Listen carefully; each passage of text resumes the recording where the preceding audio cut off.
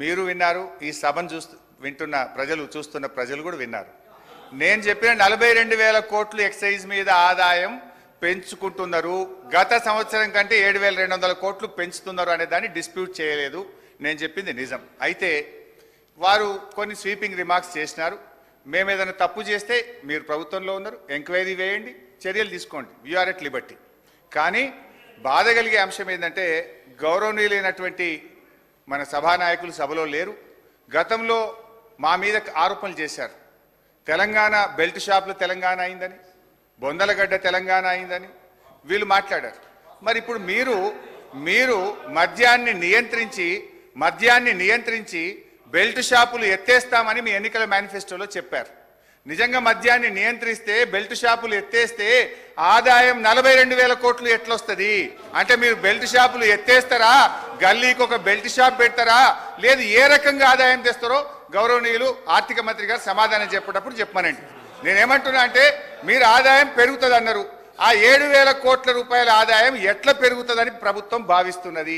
ఏ రూపంలో పెంచుకుంటారో మీ సమాధానంలో చెప్పండి. నేను బడ్జెట్లో చూశాను అధ్యక్ష. బడ్జెట్లో ఒక 2 విషయాలు చెప్పారు.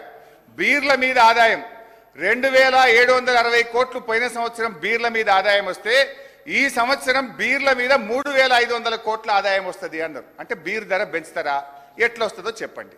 రెండవది, చీప్ లిక్కరు విస్కీల మీద గత సంవత్సరం 11,000 కోట్లు వచ్చింది, ఈ సంవత్సరం 15,500 కోట్లు వస్తుందని స్పష్టంగా బడ్జెట్లో పెట్టారు. అంటే చీప్ లిక్కరు విస్కీల ధర పెంచి ప్రజల మీద భారం వేస్తారా, ఎట్లొస్తుందో సమాధానం చెప్పండి. స్ట్రైట్గా అడుగుతున్నాను. సో మొత్తంగా ఈ ఎక్సైజ్ ఆదాయాన్ని దయచేసి ప్రజలను, ఈ తెలంగాణను బొందలగడ్డ తెలంగాణ చేయకండి, బెల్ట్ షాపులు ఎత్తేయండి, ఈ ఆదాయాన్ని ఇంకో రూపంలో ప్రయత్నం చేయండి. కానీ ఎక్సైజ్ ఆదాయాన్ని పెంచి పేదలకు, ప్రజల మీద భారం వేయొద్దు, మద్యాన్ని ప్రోత్సహించొద్దని మీ ద్వారా ప్రభుత్వానికి విజ్ఞప్తి చేస్తున్నా. అధ్యక్ష అన్నా, నేను ఇంకా 5 పైసలే మాట్లాడింది, చాలా చెప్పేది రాగుంది అధ్యక్ష. ఇకపోతే బడ్జెట్లో బైసాబ్ కొత్త సభ్యులు చాలా మంది ఉన్నారు. నేనేం గర్వంగా ఫీల్ అవుతలేను. నాకు కూడా అర్థం కావడానికి 10 ఏళ్ళు పట్టింది. వినండి, వింటే మీకు కూడా నాలెడ్జ్ వస్తుంది. ఫ్యూచర్లో మీరు కూడా బాగా మాట్లాడడానికి ఉపయోగపడుతుంది. నేను చెప్పే దాంట్లో తప్పు ఉంటే you will get an opportunity. Congress party తరఫున కూడా 2 సభ్యులు మాట్లాడడానికి అవకాశం ఉంటుంది. నా తప్పులు ఉంటే మీరు ఎత్తి చూపండి, మాట్లాడండి. వినడం ద్వారా మేము కూడా ఈ సభలో అక్కడ కూర్చొని విని నేర్చుకున్న వాళ్ళమే. చాలా సందర్భాలు ఎవరికి ఈ సభలో రాగానే నాలెడ్జ్ రాదు.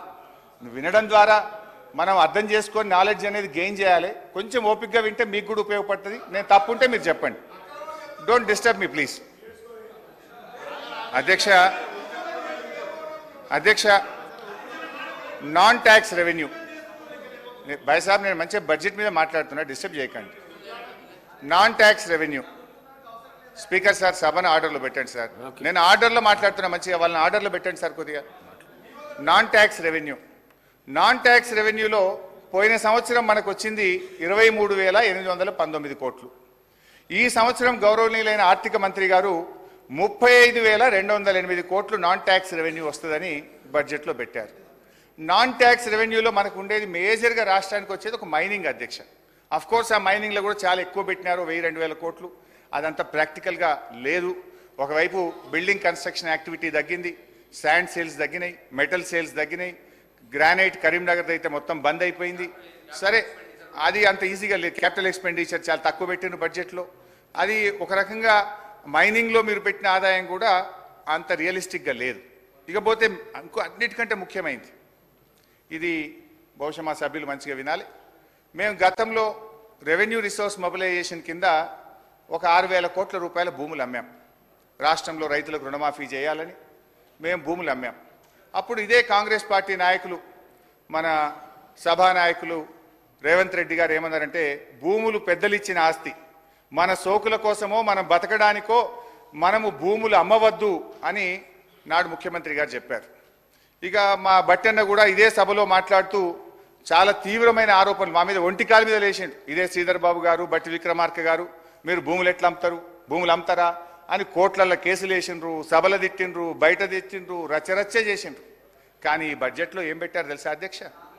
10,000 కోట్ల రూపాయలు భూములు అమ్మడం ద్వారా రెవెన్యూ సమీకరిస్తామని గౌరవనీయులైన ఆర్థిక మంత్రి గారు చెప్పారు. Is it not dual stand? Is it not double standards? ఆ రోజేమో భూములు అమ్మితే వ్యతిరేకిస్తారు, మేము అమ్మింది కొద్దిగా, మీరైతే ఏకంగా 24,000 కోట్లు మేము భూములు అమ్మడం ద్వారా ప్రత్యేకంగా సాధిస్తామని బడ్జెట్లో పెట్టారు. అధ్యక్ష, బడ్జెట్లో ఏం పెట్టారు? 10,000 కోట్ల రూపాయలు భూములు అమ్మి సాధిస్తారట, మరో 14,000 కోట్లు అడిషనల్ రెవెన్యూ మొబిలైజేషన్ అని పేర్కొన్నారు. నేను అంటున్నా, శాసనసభ కంటే పెద్దదేంది అధ్యక్ష? ఏంటిది ఆ 14,000 కోట్లు అడిషనల్ రెవెన్యూ మొబిలైజేషన్? ఏ రకంగా వస్తుంది? మీరు ఈ సభకు కూడా చెప్పనంత బ్రహ్మ పదార్థం ఏంది? ఆర్థిక మంత్రి గారు సమాధానం చెప్పేటప్పుడు ఈ 10,000 ఎట్లా, ఏ భూములు అమ్ముతారు, ఏ రకంగా అమ్ముతారు, ఈ 14,000 కోట్లు అడిషనల్ రెవెన్యూ మొబిలైజేషన్ ఏ రకంగా వస్తుంది, ఈ 24,000 కోట్ల రూపాయలు ఎట్లా చేస్తారో కూడా వారి సమాధానంలో చెప్పాలని నేను కోరుతా ఉన్నా. అధ్యక్ష, ఈ భూములు అమ్మడం వద్దని మీరు మాట్లాడారు. నిజంగా మీ మాట మీద మీకు గౌరవం ఉంటే, ఆనాడు మీరు చెప్పిన మాట నిజమైతే దీన్ని ఉపసంహరించుకోవాలని చెప్పి కూడా మీ ద్వారా విజ్ఞప్తి చేస్తా ఉన్నా. అధ్యక్ష, మొత్తంగా నాన్ ట్యాక్స్ రెవెన్యూ 35,000 కోట్లు, అందులో 24,000 కోట్లు భూములు అమ్ముతారట. మరి ఎట్లా అమ్ముతుందా? ఒకవైపు ఆర్థిక మాంద్యం ఉంది, హైదరాబాద్లో ఎవరైనా పెళ్లికో ఆరోగ్యపరంగానో అర్జెంటుగా ప్లాట్ అమ్ముకుందామంటే అమ్మని పరిస్థితి వచ్చింది. సరే, దానికి కారణాలు మీరే, దాన్ని లోతుకుపోతే అది మళ్ళీ పాలిటిక్స్ అవుతుంది, కానీ ఇంకోసారి మాట్లాడతారు. అధ్యక్ష, అంటే ఓవరాల్గా చూస్తే గ్రాంట్ ఇన్ ఎయిడ్ కేంద్ర ప్రభుత్వం నుంచి వచ్చే దాంట్లో 12,000 కోట్లు ఎక్కువ పెట్టుకున్నారు. అదేవిధంగా నాన్ ట్యాక్స్ రెవెన్యూలో కూడా రానటువంటి 35,000 కోట్ల రూపాయలు పెట్టే ప్రయత్నం చేశారు. ట్యాక్స్ రెవెన్యూలో అటు ఎక్సైజ్లో 7,000 కోట్లు ఆదాయం పెంచుతామంటారు, స్టాంప్స్ అండ్ రిజిస్ట్రేషన్లో 4,000 కోట్లు పెంచుతామంటారు. అంటే ఇవన్నీ కూడా అన్రియలిస్టిక్గా బడ్జెట్ ప్రిపరేషన్ అనేటువంటిది జరిగింది అనేటువంటిది జరుగుతూ ఉంది. అధ్యక్ష,